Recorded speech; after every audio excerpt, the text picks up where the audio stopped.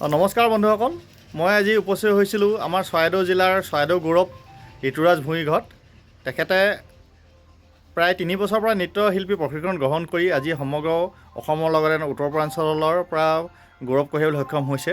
আজি দেখিছে যে আমাৰ উৰুষা পূজাৰ পৰা কেনেকৈ যে বিশ্ব জয় কৰিব পাৰি বা বিশ্ব জয় কৰা মন আছে, এই আপোনালোকে নিশ্চয় দেখিছে যে তেখেতৰ আজি যিমানবিলাক খিতাপ অৰ্জন কৰিছে, এই খিতাপবিলাক থ'বলৈ জেগা নাই। দেখিলে খুব আচলতে বেয়া লাগে, আপোনালোকে নিশ্চয় আহিলে গম পাব। ইমানেই খিতাপ অৰ্জন কৰিছে যে প্ৰত্যেকটো খিতাপেই তেখেতে জয় কৰিবলৈ সক্ষম হৈছে কিমান কম বয়সতে। মই প্ৰথমে ধন্যবাদ জ্ঞাপন কৰিছোঁ ঋতুৰাজ আৰু তেখেতৰ দেউতাক ৰঞ্জিত ভূঞিলৈ। এজন অসমীয়া জাতিৰ অবিচ্ছেদ্য অংগ চাহ জনগোষ্ঠীয় যুৱকৰ পুত্ৰ আমাৰ ৰঞ্জিত ভূঞিৰ পুত্ৰ ঋতুৰাজ ভূঞি। মই আপোনাৰ এই সফল যাত্ৰাৰ কাৰণে আমি সকলোৱে গৌৰৱান্বিত। যে তেখেতৰ পিতৃৰ পৰাই জানিব বিচাৰিছোঁ, আপুনি কওকচোন আমাৰ এই ঋতুৰাজৰ এই যাত্ৰাৰ কথা। হয়, নমস্কাৰ। সৰ্বপ্ৰথম আপোনাকো মই ধন্যবাদ জনাইছোঁ আপোনাৰ ফেচবুক লাইভলৈ। ঋতুৰাজ ভূঞি মোৰ সন্তান হয়। তেখেতে 3 বছৰ বয়সৰ পৰাই তেখেতক মই নৃত্য প্ৰশিক্ষণ দিছিলোঁ। মই নিজে প্ৰথম নৃত্য প্ৰশিক্ষণ দিছিলোঁ আৰু শেষত মই যেতিয়া তেওঁৰ 8 বছৰ বয়স হৈছিলে তেতিয়া মই আমাৰ সোণাৰী নৃত্য প্ৰশিক্ষক শান্তমণি বৰুৱা ছাৰৰ ওচৰত তেখেতক নৃত্য প্ৰশিক্ষণ হিচাপে প্ৰশিক্ষক হিচাপে মই তেখেতক দিলোঁ। আৰু তাৰপিছতেই আমাৰ গুৱাহাটীত কামাখ্যা মহোৎসৱ বা সংস্কৃতি সংগম সকলোতেই আমাৰ ঋতুৰাজে ছেকেণ্ড পজিশ্যন নৃত্যত আনিবলৈ সক্ষম হৈছিলে। আৰু শেষত তেখেতে 2022 চনত যিটো আমাৰ সাজপাৰ প্ৰতিযোগিতা, যিটো আমি মডেলিং বুলি কোৱা হয়, তাৰ মডেলিঙত তেখেতে প্ৰথম চৰাইদেউ জিলাৰ পৰাই প্ৰথম আৰম্ভ কৰিছিলে। আৰু 2022 চনৰ পৰা 2025 বৰ্ষলৈকে তেখেতে সুনাম কঢ়িয়াই আনিছে আমাৰ নৰ্থ ইষ্টৰ টপ মডেল হিচাপে। আৰু আপোনালোকে দেখিবলৈ পাইছে আমাৰ ঘৰত যিসমূহ আমাৰ আছে, তেওঁৰ যিবিলাক আমাৰ উইনাৰ যিটো আমাৰ আছে, আমাৰ ট্ৰফি হওক বা আমাৰ যিমান চেলছ হওক বা চাৰ্টিফিকেট হওক বা এৱাৰ্ড হওক, প্ৰতিটো ইয়াতে আমাৰ ঋতুৰাজে বুটলিবলৈ সক্ষম হৈছে। গতিকে মই তেনে ক্ষেত্ৰত মই আমাৰ সদৌ অসমবাসীকো মই ধন্যবাদ জনাইছোঁ। আৰু নৰ্থ ইষ্টৰ ভিতৰত কিডছৰ টপ মডেল হিচাপে তেখেতে যেতিয়া কেলেণ্ডাৰ শ্বুট হৈছিলে 2025 বৰ্ষৰ অসমীয়া কেলেণ্ডাৰ আমাৰ আছে, তেওঁ তাতো আমাৰ বিজয়ী হৈছিলে। আৰু বৰ্তমান আমি অহা ডিচেম্বৰ 26 তাৰিখে আমি ইণ্টাৰনেশ্যনেল যিটো আমাৰ গ্ল'বেল ইণ্ডিয়া ইণ্টাৰনেশ্যনেল ডান্স আৰু মডেলিং কম্পিটিশ্যন আছে আমাৰ দিল্লীত, তাতো আমাৰ যাবলৈ আমি সক্ষম হৈছোঁ। বাছনি পৰীক্ষাত আমি নিৰ্বাচিত হৈছোঁ। আৰু আমি ডিচেম্বৰ 26 তাৰিখে ইয়াৰ পৰা আমি ৰাওনা হ'ম দিল্লীলৈ বুলি।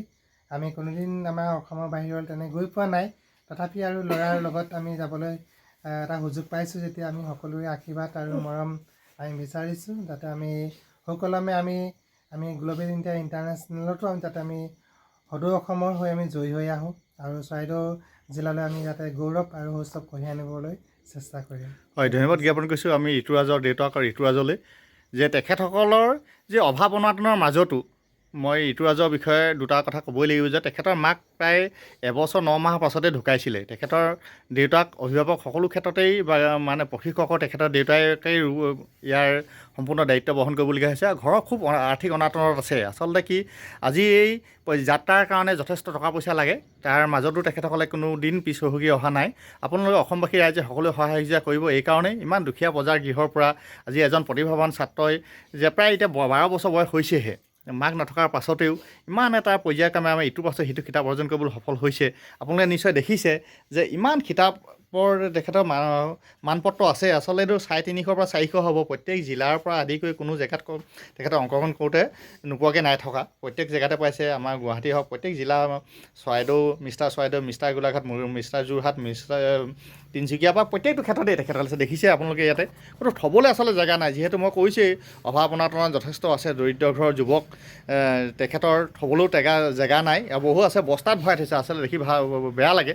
মই অসমৰ যিবিলাকে অসমৰ আছে যে যিবিলাকৰ দল সংগঠন আমাৰ আছে, অন্যান্য জাতীয় সংগঠন সকলোকে যিবিলাকে চাব তেখেতলোকক অনুৰোধ জনাওঁ যে তেখেতলোকক পাৰিলে কিবা এটা সহায় কৰক। তেখেতক যি আগন্তুক আমাৰ সৰ্বভাৰতীয় পৰ্যায়ত যিখন অংশগ্ৰহণ কৰিবলৈ গৈ আছে এইখনৰ কাৰণে তেখেতসকলক সহায় কৰক। এইকাৰণেই এজন আমাৰ অসমীয়া যুৱকে আজি বিশ্ব জয় কৰিবলৈ কাৰণে বা ভাৰতবৰ্ষৰ খিতাপ অৰ্জনৰ কাৰণে গৈ আছে। খুব কম বয়সতে দেখিছে আপোনালোকে এইবিলাক কিমান আছে, আচলতে দেখা শেষ নহ'ব। এইটো ঘৰ দেখিছে, বাঁহৰ এখন দৰ্জা, আচলতে বেয়া লাগে দেখাবলৈ, আৰু তথাপিতো দেখাইছোঁ। আমাৰ অসম চৰকাৰৰ এটা বিভাগ আছে, এই বিভাগটোকো আমি অনুৰোধ জনাম যে তেনেকুৱা আমাৰ আচলতে প্ৰতিভাৱান যুৱক যুৱতীসকলক উলিয়াই নিয়াৰ ক্ষেত্ৰত তেখেতসকলে যথেষ্ট সহায় কৰিছে আৰু সহায় কৰিব লাগিব। আৰু এনেকুৱা যুৱকসকলেও সহায় আপোনালোকে দেখিছে, এইটো স্কেনাৰ হয়, ৰঞ্জিত ভূঞি ইয়াতে দিব। এইটো আপোনালোকক দেখাইছোঁ স্কেনাৰটো। আৰু মই তেখেতৰ ফোন নম্বৰটো কৈ দিয়কচোন। 9394608984। ধন্যবাদ। কৰক যাতে আমি আগন্তুক দিনত সকলোৱে আমি লগ লাগি এই পৰিয়ালটিৰ লগতে এই আমাৰ যিজন প্ৰতিভাৱান যুৱক আছে তেখেতক আমি বিশ্ব জয় কৰাৰ ক্ষেত্ৰত সহায় কৰিব লাগিব, ইয়াকে আশা কৰিছোঁ। মই তেখেতসকলৰ স্কেনাৰ এটা দি দিম আৰু ফোন নম্বৰ দি দিম, আপোনালোকে সহায় কৰক।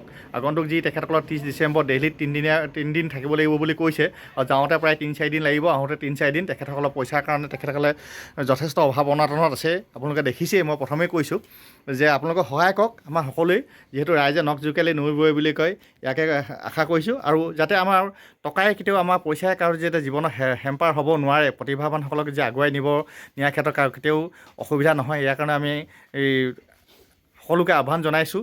আৰু শেষত মই আমাৰ আজি শিক্ষাগুৰু আছে আমাৰ বাইদেউকো দেখাইছোঁ, বাইদেউক আপোনাক প্ৰণাম জনাইছোঁ। আপুনি যথেষ্ট কষ্ট কৰি আমাৰ ঋতুৰাজক আগুৱাই নিয়াৰ ক্ষেত্ৰত সহায় কৰিছে। বাইদেৱে প্ৰথমে কৈছে যে ইমান কষ্ট কৰি মানে তেখেতসকলক নিবলগীয়া হৈছে বা এই আগুৱাই যাত্ৰাৰ ক্ষেত্ৰত দেখিছে আপোনালোকে।